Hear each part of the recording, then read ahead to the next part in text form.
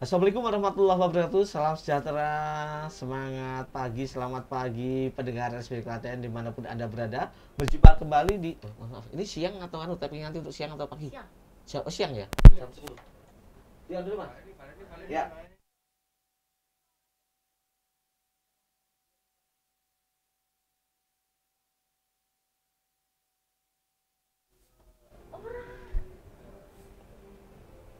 Assalamualaikum warahmatullahi wabarakatuh. Selamat siang pendengar dan pemirsa RSBY FM Klaten. Berjumpa kembali di program acara Dialog Dewan bersama DPRD Kabupaten Klaten dengan tema yang sangat menarik, yaitu Klaten Pasca Pemilu 2024. Bagaimana kabar Anda pendengar dan pemirsa? Semoga semua dalam keadaan sehat dan tentunya penuh semangat.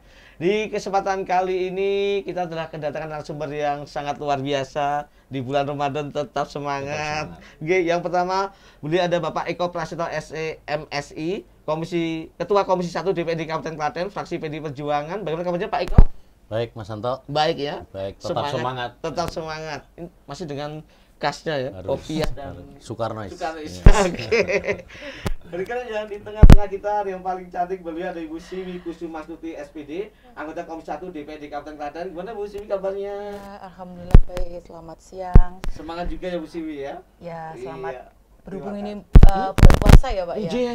Ya, kita tetap selalu semangat, selamat menjalankan ibadah puasa bagi masyarakat Kabupaten Klaten. Semoga selalu sehat dan tetap semangat menjalani ibadah puasa di 1445 Hijriah ini.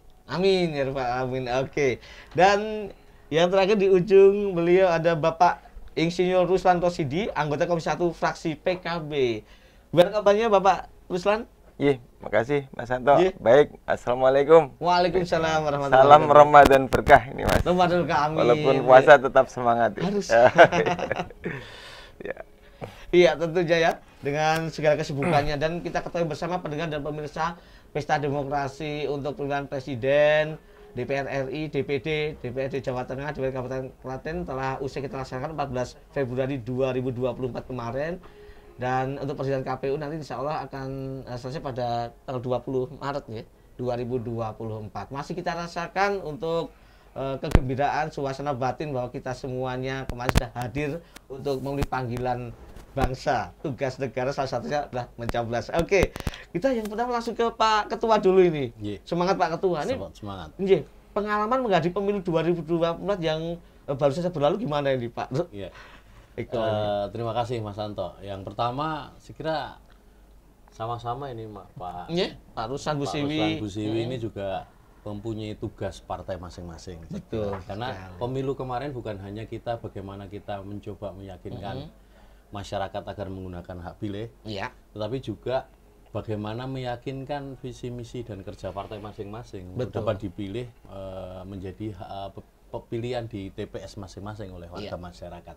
Namun demikian yang harus saya sampaikan di sini, di samping kemudian kita ingin meyakinkan kepada masyarakat untuk memilih kita sebagai wakil rakyat, kita juga punya tugas masing-masing untuk meyakinkan masyarakat untuk memilih calon presiden dan wakil presiden yang diusung partai masing-masing. Betul sekali. Jadi bukan hanya satu tujuan ini, tetapi ada beberapa. Dan juga kalau di partai biasanya kan ini ada juga tim sukses yang kemudian ada DPRD Kabupaten, ada DPRD Provinsi, ada DPR RI, ada DPD, dan terakhir adalah calon presiden dan wakil presiden. Sehingga semuanya kemarin all out, semuanya sudah Bekerja keras. berusaha semaksimal mungkin, dan dinamikanya saya kira kita juga bisa sama-sama lihat. Betul. Namun demikian inilah hasil akhir yang menjadi pilihan rakyat dan harus kita terima sebagai sebuah realita. Betul sekali. Jadi namanya pesta demokrasi ya. Pesta demokrasi. Kegembiraan apa hasilnya ya Pak Iya, Eko ya. betul. Bu Siwi gimana Bu Siwi?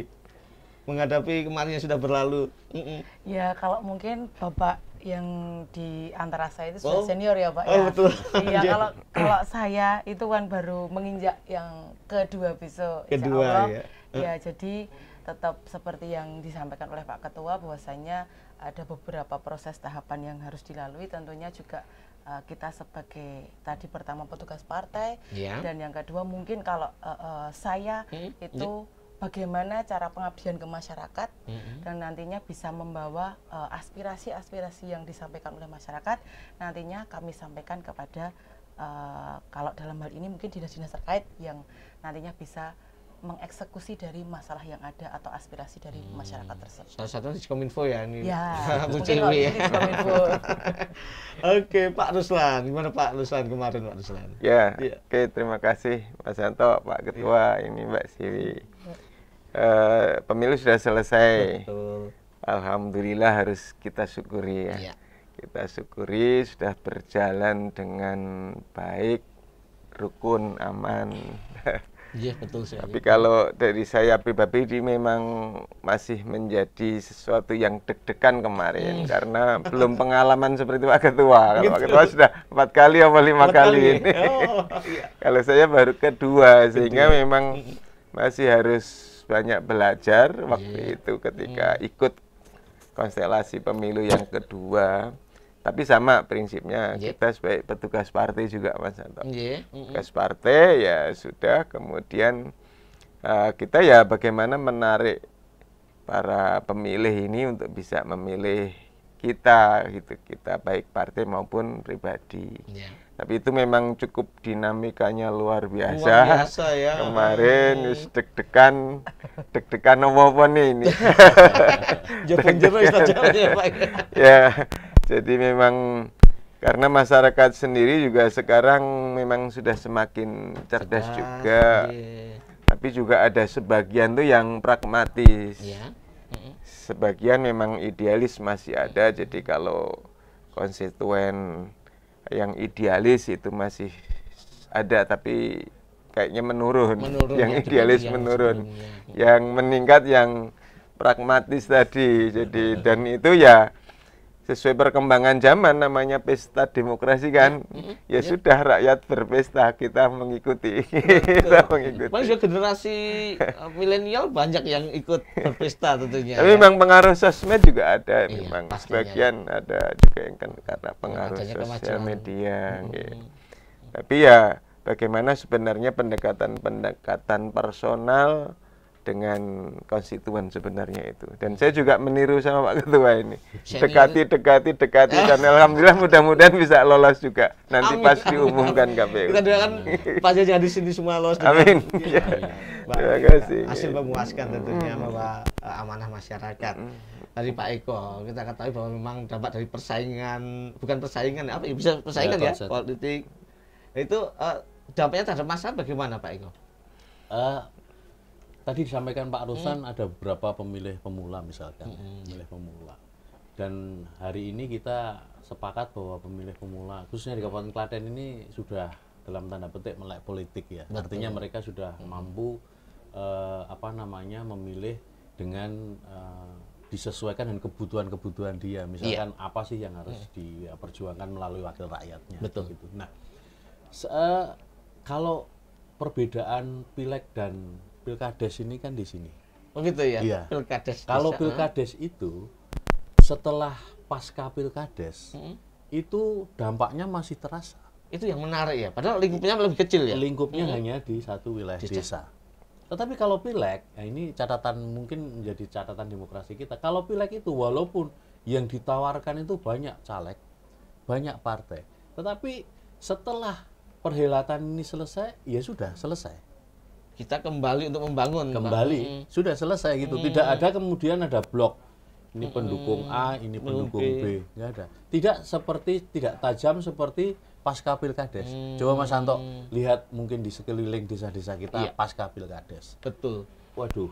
Kedepan. Rapat RW aja mungkin nggak mau datang karena beda pilihan, misalkan begitu. Tapi kalau pileg pilpres ini memang ini fenomena menarik. Fenomena menarik. Karena setelah itu mereka kemudian kembali membaur, tidak ada sekat itu. Adalah 1, 2, tetapi ini tidak signifikan jumlahnya. Itu ya. Jadi kalau menurut saya dampaknya ya tidak berdampak, bahwa kemudian masyarakat, dari kesimpulan saya, masyarakat ini sudah kemudian sampai pada titik kesadaran bahwa oke, kita berbeda pada saat pemilu. Tetapi setelah pemilu kita menjadi masyarakat biasa, warga biasa yang harus berkontribusi terhadap di wilayah masing-masing. Seperti lomba saja ada pemenangnya biasa. Iya, biasa, ya. hal yang biasa. Kenapa ya kira-kira Pak Eko itu dari segi psikologi kenapa kok bisa begitu ya Pak? Pilkades bisa sampai masih aja ada terbawa suasana. Ya, ini mungkin menjadi kajian menarik ya. Kalau pilkades itu karena memang hanya satu wilayah desa. Kemudian kadang-kadang ada istilah di pilkades itu sedulur iso dadi mungsuh. Oh, oke. Sedulur, karena perbedaan saja. Dan itu memang kalau menurut saya itu karena apa namanya indoktrinasi dari calon pemimpinnya. Jadi apa fanatisme yang terlalu ya apa-apa kan yang kalau over kan nggak bagus ya. Sesuatu berlebihan tidak bagus iya, ya. yang proporsional saja. Sehingga nanti ke depan mungkin Mbak Sewi, Pak Ruslan sepakat bahwa bolehlah kita berbeda. Kayak beliau berdua ini berbeda. Tentunya berbeda ya ini dari partai yang berbeda juga ya. Partainya berbeda, calon presidennya berbeda. berbeda, tetapi hari ini bisa kumpul di sini dan bicara bagaimana nanti Klaten ke depan. Kira-kira begitu. Betul sekali. Langsung ditauladani, dicontohkan ya, tidak ada teori di sini ya. Tadi sebelum ke Bu Siwi, Pak Ruslan udah manggut-manggut nih, gimana Pak Ruslan tadi? Ya memang unik kalau menurut saya memang karakteristik pemilih ini unik. Jadi memang tergantung pendekatan. Misalkan satu keluarga itu saya mendekati membawa partai PKB. Iya. Tapi kemudian dari teman PDIP juga mendekati dan itu kadang juga dibagi malah. Uniknya begitu. Ya udah nanti yang dari PDIP ada yang memilih satu anggota keluarga dibagi. Ini juga menjadi kajian mungkin menarik juga. Betul. Karena memang sehingga lebih kepada kedekatan antara calon sama pemilih. Jadi kayak Pak Ketua ini dapat suara banyak karena ya rutin terjun ke masyarakat sehingga sehingga memang sudah semakin mantap. Makanya tergantung kita juga Mas Anto ini. Kesuksesan kita ikut konsultasi pemilih di Pileg ini memang kalau kita rajin terjun ke masyarakat, pendekatan memang barangkali juga relatif lebih aman. Itu ya. Mungkin lebih aman, lebih sejuk, lebih ini. Nah, tadi memang pengalaman adalah guru terbaik ya. Lebih ke personal relation ya, personal relation gitu. Jadi walaupun mungkin ada hal yang lain mempengaruhi, misalkan faktor-faktor yang kapitalis mempengaruhi gini modal yang harus dibutuhkan. Tapi sebenarnya lebih ke personal menurut saya. Ya, yang saya amatin. Betul sekali. Itu yang dirasakan masyarakat juga, dan mereka bisa menilai sendiri kok. Perbedaan antara mungkin pilkades dan situasi kemarin ya bisa dirasakan. Tambahan Bu Siwi monggo, gimana Bu Siwi? Ya, mungkin kalau saya dari segi milenialnya ya Pak. Betul. Ya mungkin tadi sudah disampaikan oleh Bapak-bapak senior bahwasanya tadi hubungan apakah ada istilahnya dampaknya bagi masyarakat dampak terkait dengan pemilu ya Pak. Ya, seperti yang sudah disampaikan Pak Ketua bahwasanya antara pilkades dengan pemilu itu memang berbeda. Jadi yang disampaikan Pak Sek tadi juga benar Pak, satu rumah nanti bisa dibagi. Misalkan 5 orang demokrasi itu. Ya memang itu pesta rakyat ya Pak. Pesta rakyat. Nah itu kalau tadi disampaikan juga bahwasanya kita perlu pendekatan pribadi. Kalau saya sebagai milenial, anak muda juga orang Jawa itu piye carane ndodoi ya Pak ya. Jadi saya juga merasakan sebagai anak muda, saya juga harus intinya ya sowan kepada mungkin tokoh masyarakat, kepada saudara, kepada teman, bagaimana kita itu bisa lebih dekat dengan beliau-beliau itu agar nantinya juga mungkin merasakan oh iya saya bisa diperhatikan sama mungkin si A si B personal siapa bisa dipercaya, trust penting juga ya. Mungkin kalau orang Jawa itu nek diparani nggih benten kalau mungkin nggak gitu disuwani budaya Jawa ya, budaya Jawa karena kita karena saya hidup di lingkungan yang mungkin mohon maaf budayanya Jawa masih mengental, jadi ya bagaimanapun tetap di dalam diri itu didikannya juga harus bicaranya cah cilik itu harus menghormati orang tua. Itu terjawi memang sangat kita pegang di sini. Tapi tentang milenial, tapi apa penampilan Pak Ruslan, Pak Eko juga milenial. Tadi menarik dari Bu Siwi juga Pak Eko, Pak Ruslan. Tadi tentang bagaimana kita mendekati. Lalu bagaimana kok kemarin kan bisa dikatakan pemilih meningkat ya. Meningkat untuk konstituennya dan partisipasi masyarakat itu bagaimana Pak Eko kemarin untuk berjuang meniti jalur perjuangan agar mereka bisa ikut merasa harus memilih. Jadi ini kan sama-sama butuh ya. Sama-sama membutuhkan. Sama butuh. Maksudnya sama-sama butuh itu kita butuh suara para pemilih Iya. untuk datang ke TPS dan memilih kita misalkan. Kan kita ketika kampanye kan begitu Pak Ruslan juga begitu, Mbak Si juga Tujuannya. begitu. Jangan sampai golput. Iya. Nanti datang ke TPS. Nah, tapi kemudian ada komanya itu. Komanya. Untuk memilih kami, Iya. saya kan begitu. Sehingga bahwa pemilu yang sehat itu adalah partisipasi masyarakat meningkat. Nah, kita ikut dengan partisipasi meningkat. Kalau kita kampanye pendekatan tadi yang disampaikan beliau berdua tadi itu clear, kita sowan ada ikatan emosional lah, taruhlah ada ikatan emosional, itu nanti dengan partisipasi meningkat berarti ada peningkatan suara untuk kita. Betul. Nah, mungkin nanti bisa ditanyakan beliau berdua ini. Karena pengalaman sudah beda mungkin ya. Iya, Masih iya. ada gurunya tadi katanya.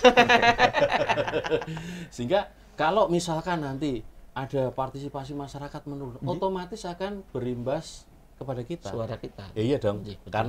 Karena potensi suara ini, misalkan Dapil ini, kita. iya potensinya besar, ada kemungkinan besar kita untuk memilih kita. Kalau potensi suaranya ini mengecil, potensi untuk suara kita juga Juga akan menurun. menurun. Akhirnya kita sama-sama ini di satu sisi edukasi secara politik bahwa menggunakan hak pilih itu adalah hak masing-masing pribadi, Iya. bukan kewajiban ya, Bukan. kewajiban. Jadi Karena hak masih boleh untuk boleh. Yang tidak boleh itu kan ketika tidak menggunakan hak pilih dan ajak-ajak itu nggak boleh, itu diatur ada Provokator sanksinya. tadi Ya. ya. Nah, kita coba mendorong hak. Kan nanti akan ada konsekuensi logis nih misalkan. Iya. Oh, saya tidak menggunakan hak pilih, tetapi pada saat kebijakannya tidak mewakili yang tidak menggunakan hak pilih, dia bersuara, kan nggak pas. Betul sekali. Nggak pas Ya, dong, iya, iya. mereka nggak menggunakan hak pilih kok. Tapi ketika ada Ketika ada hal- sesuatu dia ngomong ini nggak benar. Beda kalau kita menggunakan hak pilih, apakah memilih Pak Ruslan, apakah memilih Mbak Siwi, apakah memilih saya. Yang menggunakan hak pilih ini bisa menuntut kita, Pak, Mbak, katanya kemarin waktu kampanye ini bisa menagih janji, dan itulah esensi keterwakilan di sesungguhnya. situ simbiosis mutualisme. Iya, Saling iya. saling menguntungkan. Pemilih bisa mengingatkan kepada calon terpilih untuk kemudian on the track apa yang disampaikan dalam materi kampanyenya. Oke, Misalkan, cukup oh saya menarik. kan memperjuangkan aspirasinya misalkan, ditagih saja. Nah ini kepada para pemirsa, para Pendengar pendengar RSPD dimanapun Anda berada, ini sesungguhnya esensi dari keterwakilan. Bahwa pemilu telah selesai, iya. Tetapi hak yang penjenengan gunakan ini masih akan terus Tetap. berlanjut selama 5 tahun. Dan Betul, ini harus betul. digunakan ini. Itulah untungnya Anda juga ikut memilih kemarin. Ini ya. harus digunakan. Sekira itu Mas Hanta. Iya, Bu Siwi seperti itu ya. Jadi sejauh mana kemarin untuk menarik beliau-beliau agar ya tadi semua sudah nggih. Iya. Ada apa lagi yang disampaikan ini? Ya mungkin kita yang duduk bertiga ini beda ya Pak ya untuk cara tenisnya. Saya juga selama di lapangan itu kita mendekati masyarakat, tentunya itu per daerah itu juga mungkin beda Pak. Kayak iya. seperti kalau orang Jawa itu mau desa mau coro. Iya, Ngoten, betul, nggih. iya, Jadi betul, setiap beda daerah itu kita cara pendekatannya beda-beda Berbeda-beda. ya. Ada yang mungkin ada kita dari kami itu menawarkan program apa ya seperti itu, atau dari yang masyarakat itu menyampaikan kepada kami mengenai aspirasi apa itu juga ada. Jadi berbeda-beda. Berbeda-beda ya. Iya, Oh, tergantung tujuannya nanti. sama. Tujuannya sama. Iya. Ya, tujuannya sama terkaitan dengan aspirasi yang tentunya bisa memberikan manfaat bagi masyarakat. Atau mungkin punya trik yang dipakai lagi 5 tahun ke depan, Pak. Itu Pak Ruslan ya, sama ada strategi juga pasti kemarin ya. Ya, memang di samping kita juga secara pribadi juga terjun, tapi juga tidak terlepas juga ada tim-tim pembantu ini, Mas Hanta. Tim pembantu. Ya, tim pembantu dari desa sampai namanya korlap, Korlapnya, itu juga iya. juga pengaruh. Memang ya ini memang konstelasi ini menurut saya kalau di dapil saya ini di dapil 4 memang kemarin cukup berat. Cukup berat. Iya, saya sampai sekarang masih terasa capeknya ini karena muncul yaitu caleg-caleg lain yang memang juga potensi. Ya, Bu. Kemudian petarung yang kuat itu sehingga memang ya harus kerja keras, harus turun, harus membentuk tim yang kuat dan seterusnya. Harus ya namanya ditawake seperti promosi-promosi kan.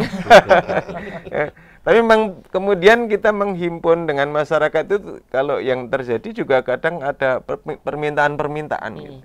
Kalau di kampung saya misalkan ada satu desa, satu dukuh bukan desa, dukuh itu Pak ini pengen bangun musola, mau enggak? Kalau memang bersedia ya kita sepakat milih, kalau enggak ya akhirnya kita sanggupi kayak gitu.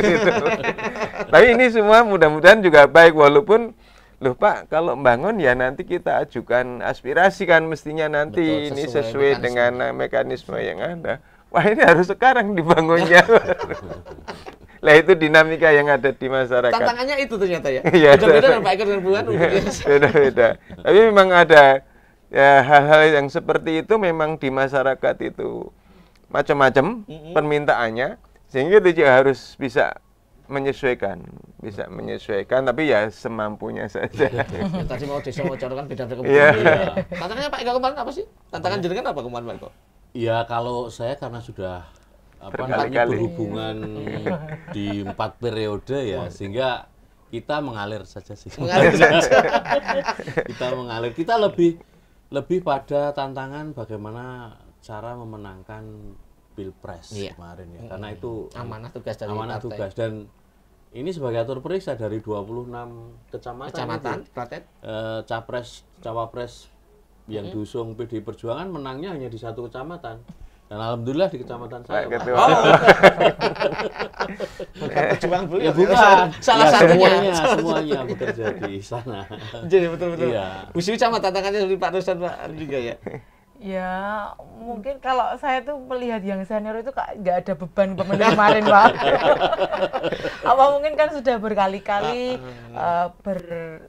karena kita sudah berinteraksi. Ya, berinteraksi dengan jadi masyarakat. Nanti kalau beliau sudah yang ketiga saya kira sama. Itu fase yang memang harus dilewati. Tapi ya gini juga unik Pak, di keluarga saya. Iya. Kalau saya dan partai saya itu kan ngusung 01. Iya, betul. Lah saya kan punya anggota keluarga yang muda. Itu juga bedai milih muda gitu.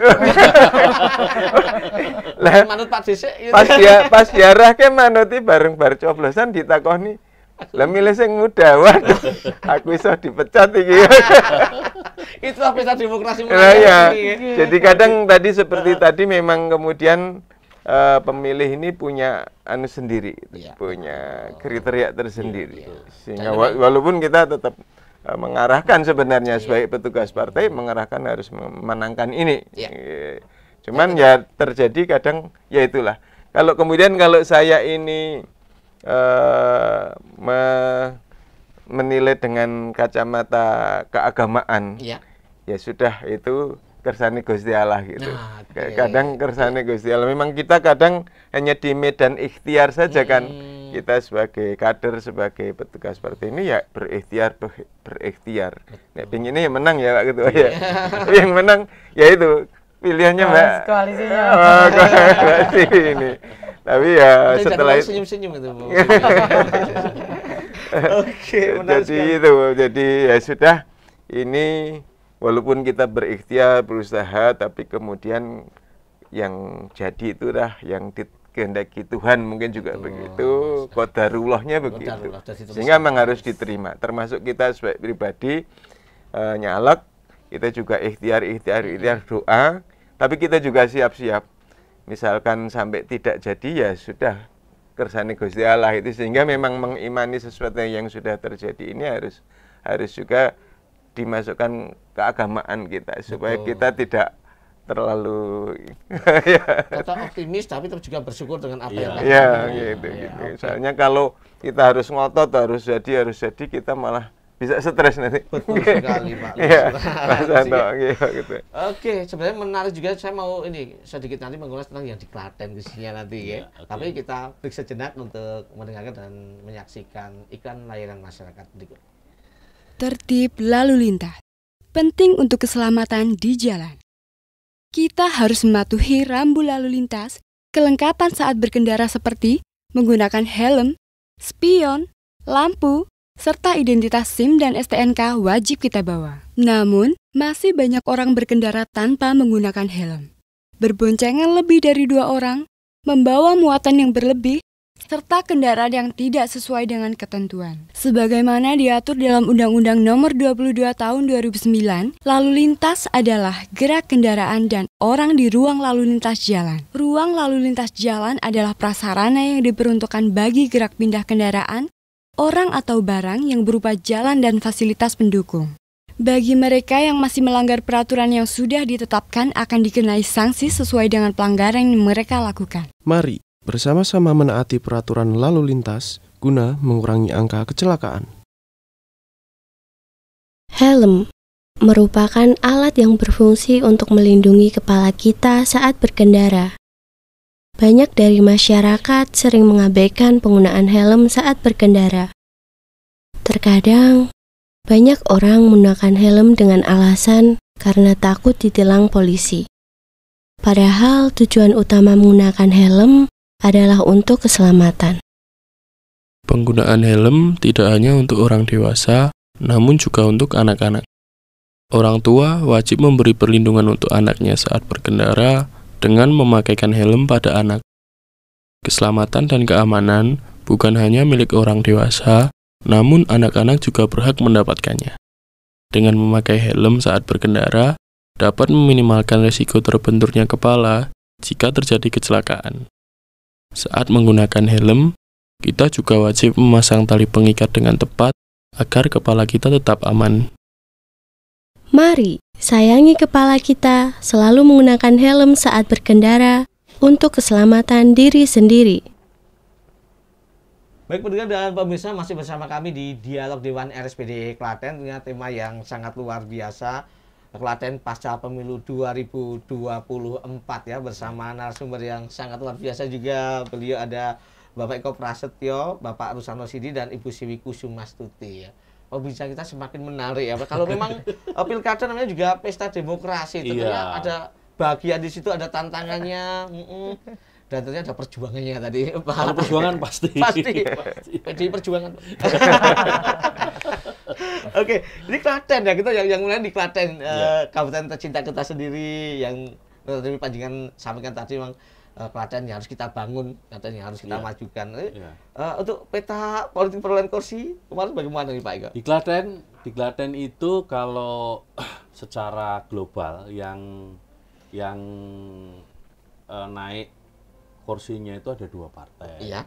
Itu Gerindra itu mendapatkan kursi di Dapil 3. Selama ini kan di Dapil 3 nggak dapat kursi. Itu naik 1 kursi.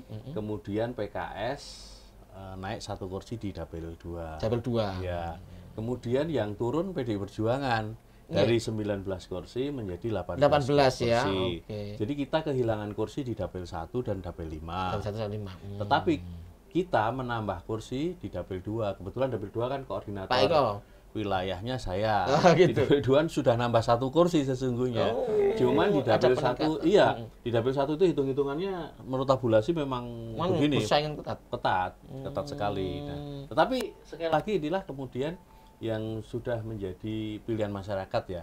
Tapi kalau dari secara umum PDI masih memenangkan konstelasi ini di Kabupaten Klaten dengan 18 kursi. 18 kursi ya, 18 kursi. Golkar masih sama 7 kursi, kemudian Gerindra naik 1 kursi. Jadi 6 ya. Jadi 6, kemudian PKS naik 1 kursi jadi 6. Jadi nanti kira-kira kalau kita bicara peta politik pasti kita berbicara siapa nanti yang jadi pimpinan dewan nih di DPRD Kabupaten Klaten.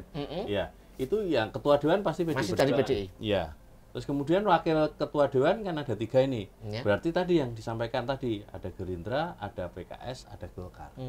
Jadi kalau kita bicara konstelasi ini masih sama. Masih sama bahwa ada fluktuasi kenaikan dan penurunan tidak signifikan. Tapi di kira-kira di DPRD Kabupaten Klaten depan nanti konstruksi pimpinan dewannya seperti itu. Masih tetap dan mungkin saja ini juga akan berpengaruh pada pembagian pimpinan alat kelengkapan karena tidak signifikan naiknya tidak signifikan turunnya, Turunnya. hanya naik satu turun Turun satu, ya. jadi gitu. Jadi masih seperti itu Mas Iya. Santo. Kalau khususnya di lembaga legislatif di Betul. DPRD Kabupaten Klaten. Dapil 2 meningkat, jadi mungkin untuk nantinya juga bisa meningkat juga mungkin. Kita ini kan petugas partai. Petugas partai. Kita ini hanya derek dawuh saja apa yang kemudian di partai. Jadi kalau kita itu clear, salah satu contohnya adalah kemarin sesungguhnya saya ini agak ribet kalau bisa dikatakan hambatan atau tantangan. Di internal kami itu sudah dibagi-bagi wilayahnya. Kenapa dibagi-bagi? Agar calon PDI dengan calon PDI tidak tarung. Misalkan saya 15 desa itu sudah ditentukan Mas Santo. Di Masnya Pak Iko. Sudah, nggak ada ya boleh calon Masuk. PDI lain masuk. Oh kenapa? Kalau masuk bagaimana? Ya sudah menjadi hak saya suaranya. Saya cukup bilang thank you, matur nuwun. Matur begitu. nuwun, Iya. dikasih suara.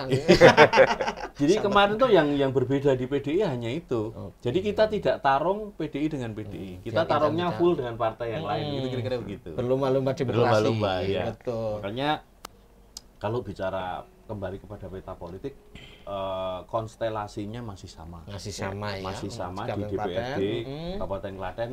Konstruksi pimpinannya masih Masih sama. Kira-kira begitu Mas Santo. Tadi Bu Siwi sepertinya, oh ya betul gitu. Apa gimana Bu Siwi pendapatnya? Kalau secara itu kan sudah ditentukan Mbak, nanti Iya. KPU hasilnya segini, mungkin kalau dari teman-teman dari PDIP Masih itu nunggu. masih nunggu, Masih nunggu. ada aturan yang berlaku Iya. internalnya. Iya. Masih ada beberapa waktu lagi. Tapi nambah bolo ini Mbak Sih. Nama bolo ya, Nambah satu. bolo Dewan Perempuan nanti. Perempuan. Oh, milenial juga Bu Siwi? Ya ada yang milenial. Oh, ada yang milenial. Pak Ruslan peta politiknya seperti Kalau di Bisa partai nggak naik kita masih tetap, walaupun suara sebenarnya naik ya. Oh, naik. Kalau Suara naik, 25 tahun lalu itu total suara PKB caleg dan partai 57.000. Ini sebenarnya naik ke 71.000 sekian. Tapi kursinya tetap. Kursinya tetap. Iya. Cuman peringkatnya naik. Oh gitu ya. Iya, kalau di dapil saya dulu saya kursi terakhir. Iya. Lagi sekarang mungkin kursi ke-6 jadi naik gitu. Ya itu ya alhamdulillah lah tadi alhamdulillah. Tapi secara jumlah masih tetap kecil Masih 4, tetap empat, ya. dari 50 kita dapat 4, berarti 8% ya Pak? 8%. Masih ngikut Pak Ketua. Siap. Iya. Tadi kan Bu Siwi mengatakan juga bahwa yang keterwakilan wanita meningkat. Ya. Nah, Iya. seperti apa Bu Siwi itu? Ya kalau itu kan pastinya kita kalau kampanye tidak dapat dipungkiri juga, pasti kita membranding itu sebagai perempuan ya Pak, Iya, ya. betul. Jadi bagaimana cara kita itu menggait, merangkul untuk wanita, tentunya nanti kita bisa memberikan program apakah kita memperjuangkan untuk istilahnya hak perempuan atau Iya. mungkin kemarin itu kami ada perda ya Pak yang berkaitan dengan Pemberdayaan. kekerasan perempuan dan anak itu. Ya, Itu juga salah satunya untuk melindungi hak-hak wanita. Nah, dan anak maksudnya ya? Ya, Oke. dan anak itu tentunya. Oke. Pak Eko, penyebabnya apa sih Pak Eko? Dan apakah ini malah jadi semacam apa ya, persaingan atau kabar gembira kalau dari keterwakilan wanita meningkat Pak Eko? Saya kira undang-undang kita mengamanatkan bahwa Iya. keterwakilan perempuan itu 30%. 30%. Hanya saja kemudian dalam aplikasi karena ini sistem pilihan langsung, kadang-kadang ini kan tidak terpenuhi. Iya. Ini tidak terpenuhi. Nah, justru kita mendorong karena ini amanat undang-undang, kita mendorong di internal PDI ini kan banyak Kader-kader? kader-kader perempuan yang mungkin yang saya bicara yang 2019 saja ya. Iya, yang sudah. Dari 19 anggota dewan kita punya kader perempuan, ada Mbak Sinta, ada Mbak Iya. Eva, ada Mbak Hartanti, ada Bu Mulyatmina, Iya. Mbak Murni. ada Bu Sri Murni. Kita punya 5.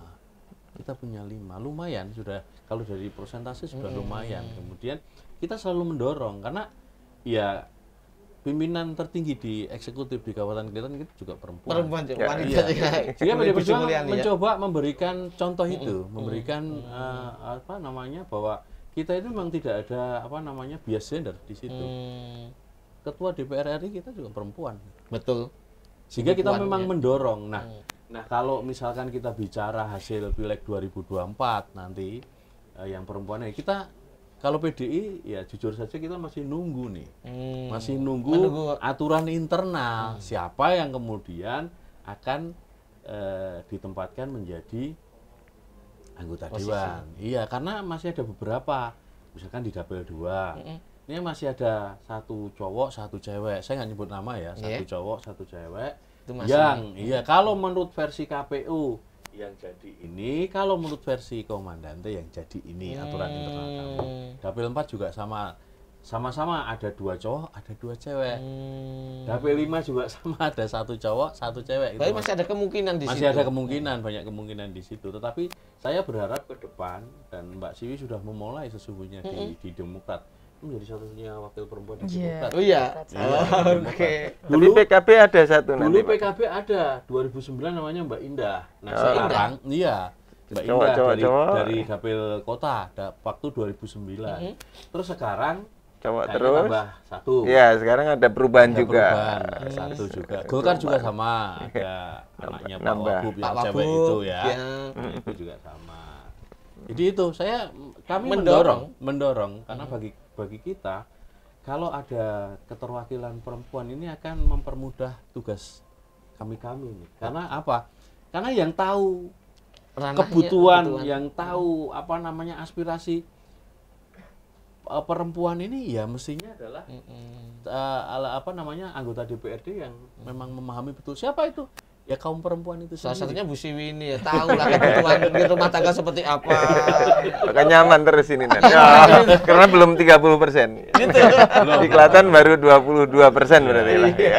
Kita mendorong terus Mas Anto. Benar. Iya. Oke. Dari PKB juga demikian tentu. Nambah 1 yang Nambah 1 tadi perempuan. ya.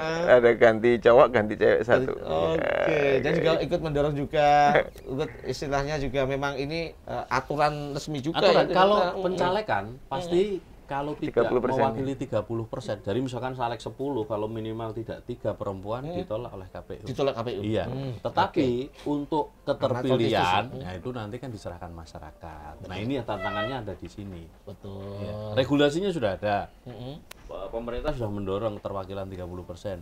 Tetapi bagaimana kemudian masyarakat diyakinkan, bagaimana bisa memilih 30% keterwakilan perempuan ini yang agak sulit. Iya. Ini agak sulit. Jadi saya nggak akan tanya kepada Pak Eko atau Pak Rusan, Bu Siwi kenapa sih emang tadi ya ingin mensuarakan ibu-ibu salah satunya. Kenapa bisa dari peserta dari perempuan tambah mungkin mereka Ya. melek untuk politik. Emang kebutuhan Ya kalau secara awal kita niatnya itu kan untuk semua masyarakat. iya awalnya. Akan tetapi ketika kita di lapangan itu tidak dapat dipungkiri juga bahwasanya saya sendiri pribadi itu juga membranding bahwasanya saya perempuan untuk memperjuangkan Perempuan. dari hak-hak perempuan seperti itu. Dan saya percaya diri lebih tahu kok memang. Terus kalau kita sosialisasi ke masyarakat itu kan juga banyak ke ibu-ibu PKK. Oh, gitu iya. kan, Pak. Nggih. Ibu-ibu mungkin RT atau RW. RT RW gitu. iya. Tapi kalau melihat aktivitas di desa ya, di kampung begitu, Nggih. yang lebih aktif memang perempuan ya. Oh iya toh, Pak. Iya, Iya, ada ibu kegiatan PKK, posyandu, arisan. ada arisan, ada PKK, PKK. ada senam. Kalau bapak-bapak paling ronda. Itu pun titip Pak kadang Pak. Berarti prediksinya mungkin naik terus ya Pak ya? Keterwakilan perempuan mungkin akan Kalau naik terus ini. dari jumlah penduduk kita itu sesungguhnya kan 50-50 ya. lebih Banyak banyak perempuan. perempuan. Bisa jadi ya. Bisa Bisa jadi. jadi. Wah ini ancaman ini Mbak Sini. Ada kemungkinan. Bagi kaum laki-laki Harus kita ancaman. turun ke situ lah, 30%. Kita nggak mengarahkan isi 1, 2, 3 ya Pak. Ini politik Pak. Kita, ini Pak Rusan semangat tadi. Oke, setelah dilantik ini Pak Eko, nah, Ya. apa saja yang harus dipersiapkan oleh lembaga DPRD agar dapat menjalankan tugasnya sesuai tupoksinya? Iya, ini yang perlu dan urgent kita sampaikan Mas Anto, bahwa setelah dilantik anggota DPRD itu belum bisa melakukan apapun. Kenapa? Karena sesuai regulasi tugas kewajiban masing-masing anggota DPRD itu nanti ada di alat-alat kelengkapan. Nah, Ya, kalau dilantik itu hanya dilantik saja. hanya dilantik dulu. Dilantik dulu. Nah, apa yang kemudian pertama? Kan untuk membentuk Alkap harus ada pimpinan dewan yang belum definitif ya. Iya. Artinya ketua dewan sementara. Sementara. Nah, Betul. makanya kemudian itu nanti setelah dilantik ditetapkan ketua dewan sementara. Biasanya dari pemenang pemilu untuk menjadi ketua dewan sementara. Iya. Atau nanti diambil yang termuda atau yang tertua. Bisa jadi gitu Bisa ya? jadi Oh, begitu, oke. boleh. Nah, apa tugasnya pimpinan dewan sementara ini, ketua dewan sementara ini? Mengkoordinir agar terbentuknya alat-alat kelengkapan. Apa saja sih alat kelengkapannya? Transisi untuk menuju ke itu. Iya, iya. Jadi setelah dilantik, kan nggak bisa apa-apa nih, Nggak bisa apa-apa, belum karena ada. belum terbentuk alat-alat Alat-alat kelengkapan. kelengkapan. Nah, kemudian pimpinan dewan sementara ini bertugas mengkoordinir untuk bentuk alat kelengkapan. Yang harus dibentuk pertama apa? Fraksi. Kalau fraksi sudah pasti terbentuk. Ya, di Klaten ada Kalau dari konstelasi hasil pemilu 2024 kayaknya masih sama. Tujuh, sama ya? nggak? Tujuh ya Pak? Iya, masih Tujuh 7. fraksi. Karena nanti harus ada fraksi gabungan. Misalkan Demokrat masih 3 kursi ya. Iya. Kan P3 minimal 2. fraksi kan ada 4 kursi. Iya. Mungkin Nasdem ya? berkurang Nasdem. 1 kalau yang utuh, Pak. Enggak sih. Kan PAN berkurang 1. PAN berkurang 1. PAN berkurang 1, Iya, ya. tapi nanti kan tetap gabungannya di Tetap situ. gabungannya gabung juga ya. Gabung juga Oke. di situ. Nah, saya lanjutkan. Nah, pimpinan dewan sementara, ketua dewan sementara nanti mengkoordinir terbentuknya itu fraksi tersebut. fraksi. Kalau fraksi sudah disahkan, nah fraksi ini yang kemudian mengirimkan anggota-anggotanya untuk dapat menjadi calon anggota alat kelengkapan. Dibagi komisi 1, komisi 2, komisi 3 dan komisi 4. Kemudian masih dibagi lagi badan anggaran, badan musyawarah, kemudian Bapemperda, badan pembuat peraturan daerah, badan kehormatan ya. Badan kehormatan, BK, ya, oke. badan kehormatan. Itu jadi dibagi di situ. Ada waktu berapa? Ada waktu masa? ya. Nanti kalau tatip kita kan mungkin 1-2 bulan sudah harus selesai, sudah harus clear ya. Sudah Oke. clear.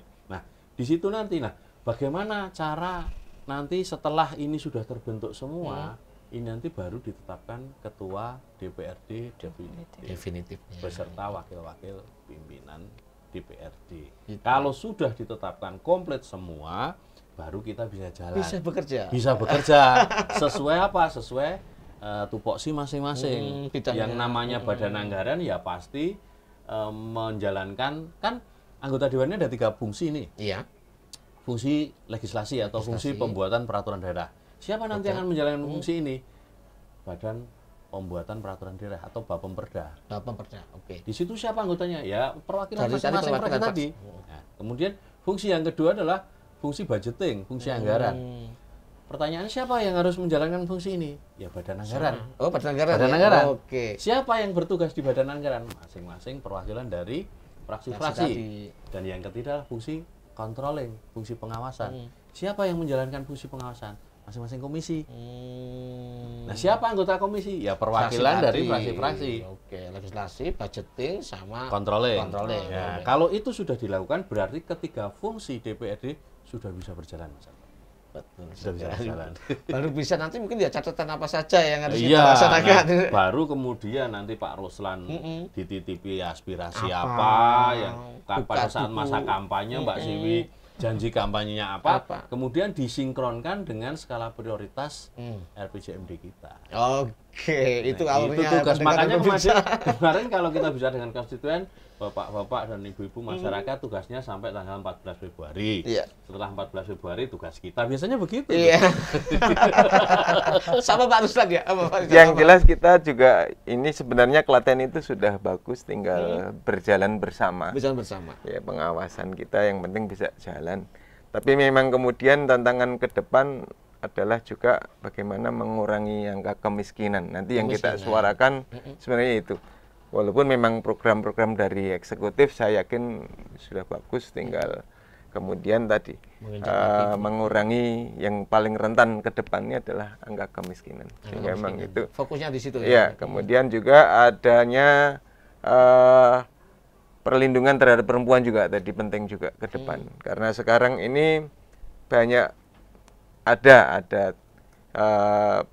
angkatan tenaga kerja perempuan yang belum mendapatkan pekerjaan yang layak. Nah, seperti ini nanti juga kita sampaikan ke eksekutif, kita suarakan supaya lebih disetarakan gitu. Misalkan di beberapa perusahaan itu hak-hak perempuan lebih diberikan gitu.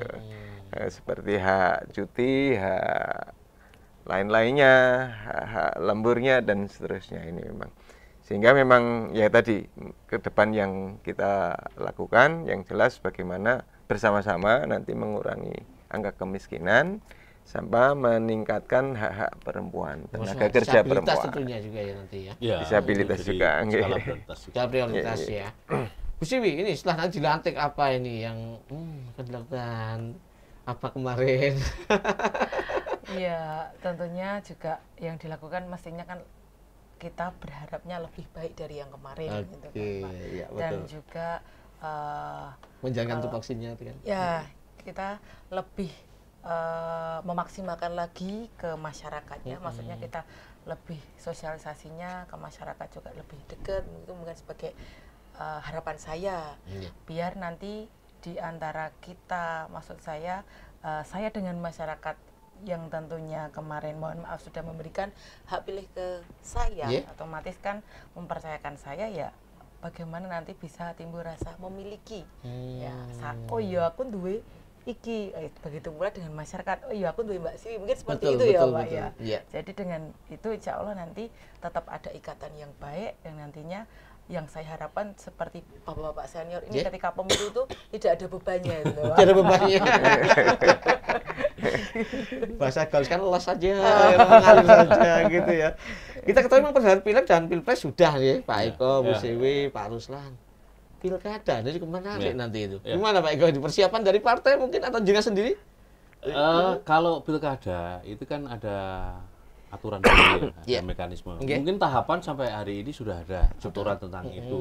Tetapi kalau kita ini pejuang-pejuang semua yang di bawah ini, Oh. kita itu hanya kemudian ketika ada instruksi ya sudah Siap. tegak lurus saja. Laksanakan tegak lurus. Iya, Ya. karena memang itu Itu kita ya. dididik untuk itu. Instruksi partai begini. Bisa jadi Hmm. antara instruksi dengan hati nurani itu beda. Hmm. Tetapi kalau kita sudah di partai, Tegak lurus nggak boleh baper ini. Ya sudah ini yang harus Jalankan. dijalankan ya kita jalankan saja. Nah kita berharap juga Mm-mm. perhelatan pilkada yang akan datang ini akan melahirkan Sosok pemimpin. sosok kepemimpinan yang bisa melanjutkan yang sudah dirintis oleh Bupati Ibu Bupati. Sasati saat ini. Dan hal-hal yang sudah bagus, misalkan saya mengambil contoh misalkan begini, kalau dulu untuk memindahkan pedagang itu harus ribut, harus rusuh, Iya betul, dengan cara wise dengan bagaimana. Tetapi kan pendekatannya. kemarin Ibu Bupati ini berhasil memindahkan pedagang-pedagang dari mana? Alun-alun. Dari alun-alun ke Pasar Sore itu. Pasar Sore ini tidak ada konflik sama Dan sekali sampai dengan hari ini. dialog yang Smooth. pendekatan. Iya, nah saya kira pendekatan inilah yang nanti siapapun calon bupati dan Bupatinya. wakil bupati, pendekatan secara personal yang tadi kita sampaikan Mas Pak Ruslan, Mbak Si, bahwa dengan pendekatan secara personal ini nanti ternyata mampu menghadirkan satu solusi yang terbaik. Karena apa? Karena kita ngerti apa sih maunya. kebutuhannya dia, apa sih maunya dia. Oh saya mau pindah ketika ada tempat yang lebih layak. Nah ini kan jadi nyambung nanti. Betul, betul. Tapi kalau tiba-tiba kamu harus pindah karena Nggak ada aturan solusi. ini, ya nggak bisa. Karena apapun DPRD, bupati, wakil bupati ini akan selalu bersinggungan dengan masyarakat. Satu tim kalau bahasa kita gampangnya gitu ya. Iya harus bersinggungan. Kenapa? Setelah dari kantor DPRD kita pulang ke rumah masing-masing, bertemu dengan masyarakat, berinteraksi dengan masyarakat. Kita nggak bisa dong menjaga gap ini. Betul. Nggak Nggak ada bisa. tembok di situ. Iya, makanya kalau saran sih siapapun yang akan menjadi wakil dan Bupati bupati dan dan wakil. calon wakil bupati, ya monggo pendekatan personal ini akan menjadi sangat penting dan mungkin bisa menjadi penentu kemenangan. Gitu ya. Kalau harapannya dari PDI Perjuangan. Oke. Sudah ada tawadannya, tinggal menyempurnakan jangan dulu. Iya, kalau harapan begitu. Ibu Sumar terima kasih tentunya atas pembangunan selama ini ya. Iya. Oke. Bu Siwi, untuk mungkin apa persiapan menuju pilkada, ke arahnya. Ya kalau itu saya gimana ya Pak, ikut alur aja. Ikut Karena alur. kan ya baru pertama. Baru pertama. Ya baru mau menginjak pendidikan. Tetap slow lagi. Kita tetap mungkin yang disiapkan Pak Ato tadi mungkin pembelajaran yang itu mulai dari pengalaman ya Pak ya. Yang berharga.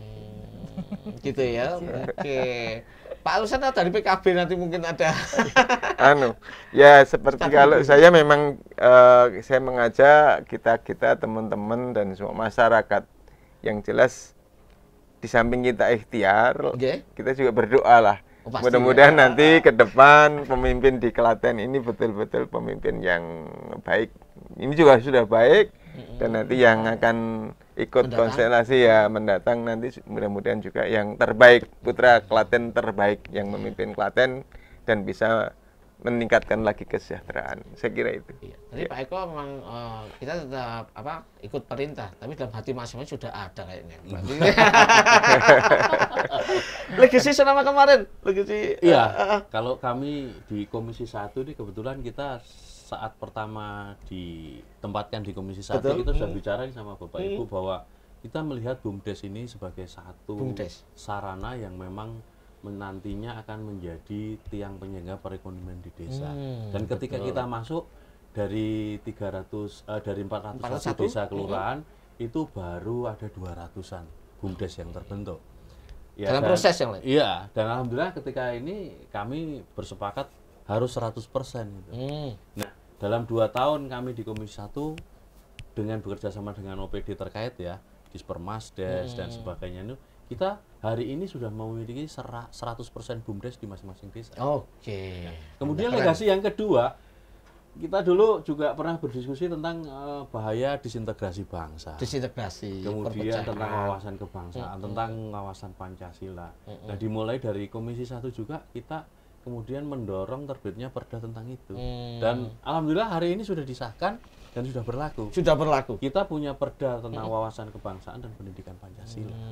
Yang ini nanti bisa ditindaklanjuti dimasukkan dalam kurikulum pendidikan agar apa? Agar kita clear hidup bernegara ini jelas, clear dan menghindari disintegrasi bangsa.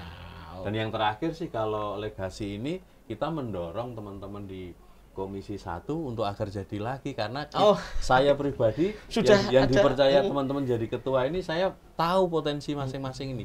Nah, kebetulan saja ini harus saya sampaikan. Dewan incumbent yang tidak jadi yang paling sedikit itu hanya di Komisi 1. Kita hanya gagal di Bu Astuti. Bu Astuti dari PAN. Iya, Oke. itu. Kalau yang di komisi lain gagalnya lebih dari 2. Lebih dari 2 ya. Iya. Iya. Nah, itu karena kebersamaan mungkin. Prestasi dapil menang di situ juga di komisi menang. Tirakatnya banyak. Dia menularkan ilmunya terus. Sebagai konstituen juga legasinya kemarin Pak. Yang jelas kita harus memiliki roh pengabdian lah.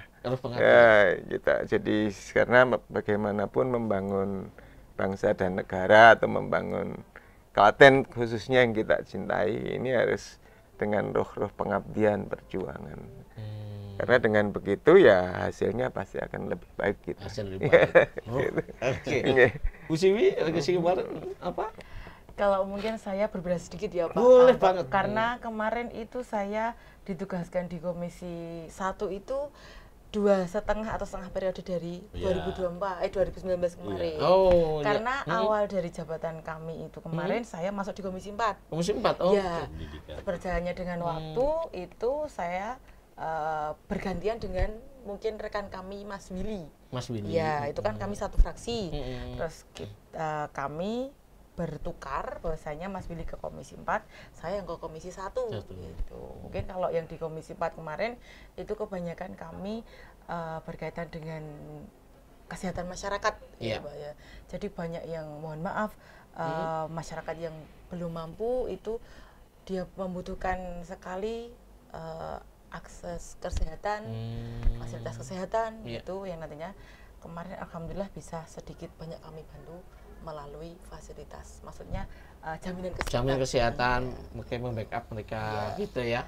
Ini sebenarnya banyak Pak Eko, Pak Ruslan, Bu Siwi, banyak yang ingin kita kulik, tapi karena waktu juga, langsung closing statement harapan hal apa saja yang akan diperjuangkan dalam masa jabatan 2024-2029. Iya, kalau di politik itu ada istilah Vox Populi, Vox Dei. Suara rakyat adalah suara Tuhan. Suara Tuhan. Sehingga menjadi satu kewajiban besar apa yang kita janjikan kepada masyarakat itu untuk kemudian kita perjuangkan. Bahwa tidak bisa kemudian sekaligus 100% berhasil. Tetapi ikhtiar perjuangan ini harus terus ada. Saya kira esensi keterwakilan ada di sini. Gitu ya. Oke, keren Pak Eko. Bu Siwi, silahkan harapan-harapan yang diperjuangkan. Ya, kalau saya tentu juga harapannya lebih baik dari tahun jabatan kemarin, lebih dekat dengan masyarakat lagi, sehingga nantinya kita bisa lebih baik dalam memberikan suatu manfaat kepada masyarakat. Amin. Siap Bu Siwi. Pak Ruslan. Nggih, yang jelas saya mari bersama-sama membangun Klaten ini dengan penuh semangat dan optimis. Karena hanya dengan semangat dan optimis dan kebersamaan kita bisa mewujudkan pembangunan yang lebih baik dan meningkatkan kesejahteraan. Amin. Ya, Oke, terima kasih. Ya. Baik pendengar dan pemirsa, sampai di sini obrolan staf aspirasi dialog Dewan di kesempatan siang hari ini dengan tema Klaten pasca pemilu 2024 dengan beliau narasumber yang luar biasa, Bapak Eko Prasto SMSI, Ketua Komisi 1 DPD Kabupaten Klaten, fraksi PD Perjuangan. Terima kasih Pak Eko atas Sama-sama Mas Santo. Pokoknya diundang terus untuk pencerahan nih Pak. Siap. Ada juga Ibu Siwi Kusumastuti SPD, anggota Komisi 1 DPRD Kabupaten Klaten. Terima kasih Bu Siwi. Ya, saya juga terima kasih sudah diperkenankan untuk berbagi informasi kepada masyarakat. Tentu sangat bermanfaat bagi masyarakat Bu Siwi. Ya. Dan Bapak Insinyur Ruslan Rosidi, anggota Komisi 1 fraksi PKB. Terima kasih Pak. Terima kasih ya Mas Santo. Ya, terima kasih. Dan tentunya kami ucapkan juga terima kasih kepada RSPD Klaten dan Anda pendengar dan pemirsa yang telah mengikuti acara ini. Mohon maaf bila ada salah ucap. Semoga bermanfaat. Jumpa kembali di lain kesempatan. Wassalamualaikum warahmatullahi wabarakatuh. Waalaikumsalam.